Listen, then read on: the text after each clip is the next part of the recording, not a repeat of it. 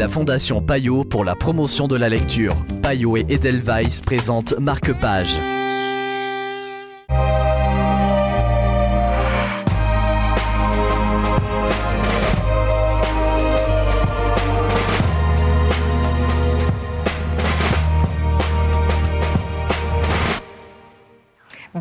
Bienvenue dans Marque-Page, en compagnie aujourd'hui de Joëlle Braque de Payot Libraire. Bonjour Joëlle. Bonjour. Vous avez choisi de nous parler d'un livre qui est un témoignage réédité à l'occasion du centenaire de la guerre 14-18. Qui en est l'auteur ? C'est une jeune femme qui a eu l'intention, très longtemps après la guerre, voyant qu'une autre se dessinait et que donc les choses allaient recommencer, de rapporter son témoignage sur une expérience assez éprouvante et belle en même temps. Jeune femme, elle s'est portée volontaire... Neuchâteloise, oui. C'est pas ce qu'on pense au début. Elle s'est portée volontaire pour assister les blessés de guerre dans un hôpital. Et notamment ces hommes sans visage, ce qu'on a appelé les gueules cassées. C'est moins joli, mais c'est beaucoup plus proche de la réalité. C'est ces hommes qui, par ailleurs, plus ou moins mutilés, mais en tout cas, qui ont perdu leur visage et donc leur identité.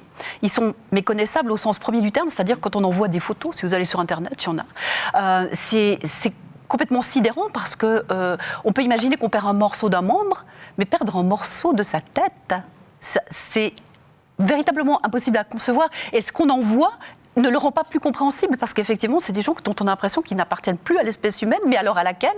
Parce qu'on ne peut plus les rattacher à quoi que ce soit.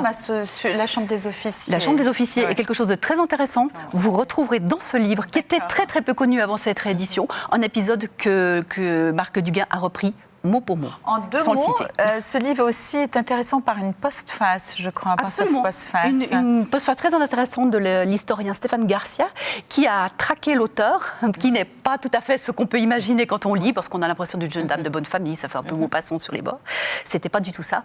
Et qui replace tout l'ensemble de son témoignage sous une lumière complètement différente, qui fait que, comme dans les romans policiers, quand on a trouvé l'assassin, on se dit, il y a quelque chose qui m'avait échappé, je vais le relire. Et c'est vraiment ce qu'il faudrait faire. Merci Joëlle. Ce livre est disponible chez votre libraire. Marque-Page, c'est terminé. Bonne suite de programmes sur la télé.